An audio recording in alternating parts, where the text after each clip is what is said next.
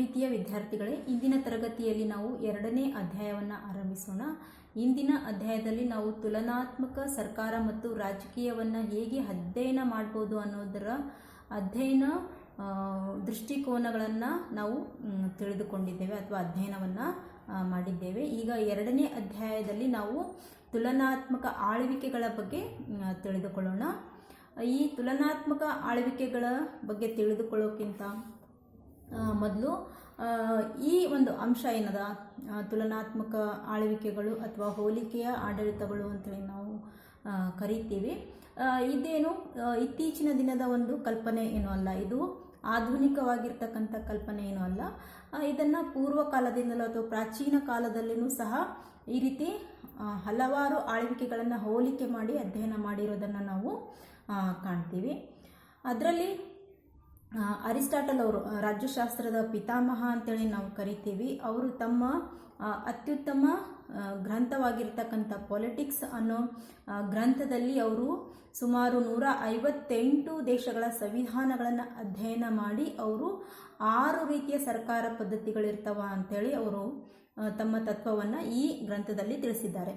ಆ 6 ಸರ್ಕಾರ ಪದ್ಧತಿಗಳಲ್ಲಿ 3 ಶುದ್ಧ ಸರ್ಕಾರಗಳು ಮತ್ತು 3 ಅಶುದ್ಧ ಸರ್ಕಾರಗಳು ಅಂಥೇಳಿ ಅವರು ವರ್ಗೀಕರಿಸಿ ಆ ಶುದ್ಧ ಸರ್ಕಾರ ಮತ್ತು ಅಶುದ್ಧ ಸರ್ಕಾರಗಳ ಮಧ್ಯೆ ಹೋಲಿಕೆಯನ್ನು ಅವರು ಮಾಡ್ತಾರೆ.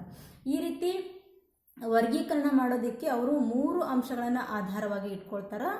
ಒಂದು, ಆಳ್ವಿಕೆ ಮಾಡುವವರ ಸಂಖ್ಯೆ, ಆಮೇಲೆ ಆಳ್ವಿಕೆ ಮಾಡುವವರ ಯೋಗ್ಯತೆ ಮತ್ತು ಅವರ ಉದ್ದೇಶ, ಆಳ್ವಿಕೆ ಮಾಡುವವರ ಉದ್ದೇಶ. ಈ 3 ಅಂಶಗಳನ್ನು ಆಧಾರವಾಗಿಟ್ಕೊಂಡು ಅವರು ಆ ಶುದ್ಧ ಸರ್ಕಾರಗಳು ಮತ್ತು ಅಶುದ್ಧ ಸರ್ಕಾರಗಳು ಅಂತೇಳಿ ವಿಂಗಡಣೆ ಮಾಡಿ ಆ ಆಳ್ವಿಕೆಗಳನ್ನು ಹೋಲಿಕೆ ಮಾಡ್ತಾ ಹೋಗ್ತಾರೆ. ಅವರ ಪ್ರಕಾರ ಶುದ್ಧ ಸರ್ಕಾರಗಳು ಅಂತಂದರೆ ಅರಸೊತ್ತಿಗೆ ಶ್ರೀಮಂತರ ಆಳ್ವಿಕೆ, ಆಮೇಲೆ ಬಹುಜನಾಧಿಪತ್ಯ ಅನ್ನೋ ಈ 3 ಸರ್ಕಾರ ಪದ್ಧತಿಗಳು ಶುದ್ಧ ಸರ್ಕಾರಗಳು ಆಗಿರ್ತವ. ಇಲ್ಲಿ ಅರಸೊತ್ತಿಗೆ ಆ ಆಳ್ವಿಕೆ ನಡೆಸ್ತಕ್ಕಂಥ ವ್ಯಕ್ತಿ ಒಬ್ಬನೇ ಆಗಿರ್ತಾನ. ಆಮೇಲೆ ಶ್ರೀಮಂತರ ಆಳ್ವಿಕೆಯಲ್ಲಿ ಕೆಲವರು ಜನರು ಆಳ್ವಿಕೆ ನಡೆಸ್ತಾರ. ಆಮೇಲೆ ಬಹುಜನಾಧಿಪತ್ಯ ಅಥವಾ ಪಾಲಿಟಿ ಅಥವಾ ಮಧ್ಯಮ ವರ್ಗದ ಸರ್ಕಾರ ಅಂತ ಅವರು ಕರೀತಾರ. ಅದರಲ್ಲಿ ಬಹುಜನರು ಆಳ್ವಿಕೆ ನಡೆಸ್ತಾ ಇರ್ತಾರ.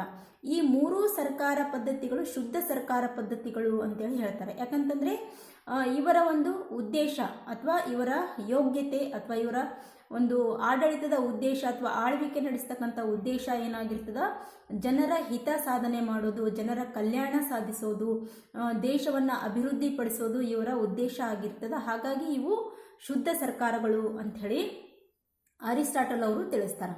ಅದೇ ರೀತಿ ಸರ್ವಾಧಿಕಾರತ್ವ, ಆಮೇಲೆ ಬಹುಜನಾಧಿಪತ್ಯ, ಆಮೇಲೆ ಪ್ರಜಾಪ್ರಭುತ್ವ, ಈ 3 ಅವರು ಅಶುದ್ಧ ಸರ್ಕಾರಗಳು ಅಂಥೇಳಿ ಕರೀತಾರೆ. ಯಾಕಂತಂದರೆ ಇಲ್ಲಿ ಸರ್ವಾಧಿಕಾರತ್ವ ನಡೆಸೋನು ಒಬ್ಬನೇ ಆಗಿರ್ತಾನೆ. ಅದರ ನಂತರ ಬಹುಜನರು ನಡೆಸ್ತಕ್ಕಂಥ ಆಳ್ವಿಕೆ ಅದು ಕೆಲವರದಾಗಿರ್ತದೆ. ಇನ್ನು ಪ್ರಜಾಪ್ರಭುತ್ವ ಹಲವಾರು ಜನರು ನಡೆಸ್ತಕ್ಕಂಥ ಸರ್ಕಾರ ಆಗಿರ್ತದೆ. ಈ ಆಳ್ವಿಕೆಗಳ ಒಂದು ಉದ್ದೇಶ ಇಲ್ಲಿ ಸ್ವಾರ್ಥ, ಅಧಿಕಾರದ ದುರುಪಯೋಗ, ಶೋಷಣೆ ಮಾಡೋದು, ಮೋಸ ಮಾಡೋದು, ವಂಚನೆ ಮಾಡೋದು, ಈ ಆಳ್ವಿಕೆ ಮಾಡುವವರು ಲೋಭಿಗಳಾಗಿರ್ತಾರ, ಸಂಪತ್ತನ್ನು ದೋಚಿಕೊಳ್ಳೋದು ಇವರ ಉದ್ದೇಶ ಆಗಿರ್ತದೆ. ಹಾಗಾಗಿ ಇವುಗಳು ಅಶುದ್ಧ ಸರ್ಕಾರಗಳು ಅಂತೇಳಿ ಅರಿಸ್ಟಾಟಲ್ ಅವರು ತಿಳಿಸ್ತಾರೆ. ಹಾಗಾಗಿ ಇವರೇನು ಪ್ರಾಚೀನ ಕಾಲದಲ್ಲಿನೇ 5ನೇ ಶತಮಾನದಲ್ಲಿನೇ ಅದಕ್ಕಿಂತ ಮುಂಚೆನೇ ಅವರು ಈ ರೀತಿ ವೈಜ್ಞಾನಿಕವಾಗಿ ಮತ್ತು ವಾಸ್ತವವಾಗಿ ಅವರೇನು 158 ದೇಶಗಳ ಸಂವಿಧಾನಗಳನ್ನು ಅಧ್ಯಯನ ಮಾಡಿ ಈ ರೀತಿ ಹೋಲಿಕೆ ಮಾಡಿ ನಮ್ಮ ಮುಂದೆ ಒಂದು ತತ್ವವನ್ನು ಅವರೇನು ಇಟ್ಟಾರ.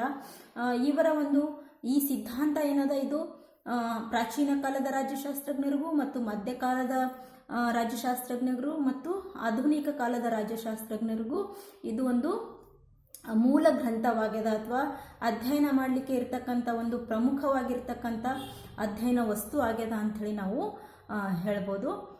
ಹಾಗಾಗಿ ಇವರೇ ಈ ಇಂದಿನ ರಾಜ್ಯಶಾಸ್ತ್ರಜ್ಞರ ಪ್ರೇರಣೆಯನ್ನು ಸಹ ನೀಡ್ತಾರೆ ಅಂತೇಳಿ ನಾವು ಹೇಳ್ಬೋದು. ಇನ್ನು ನಾವು ಆಧುನಿಕ ಕಾಲದ ಸರ್ಕಾರ ಪದ್ಧತಿಗಳನ್ನು ನಾವು ತೆಗೆದುಕೊಂಡಾಗ ಅದರಲ್ಲಿ ಪ್ರಮುಖವಾಗಿ ಈ ಅಧ್ಯಾಯದಲ್ಲಿ ನಮಗೆ 3 ಆಳ್ವಿಕೆಗಳನ್ನು ಅಧ್ಯಯನಕ್ಕಾಗಿ ಇಟ್ಟಾರ.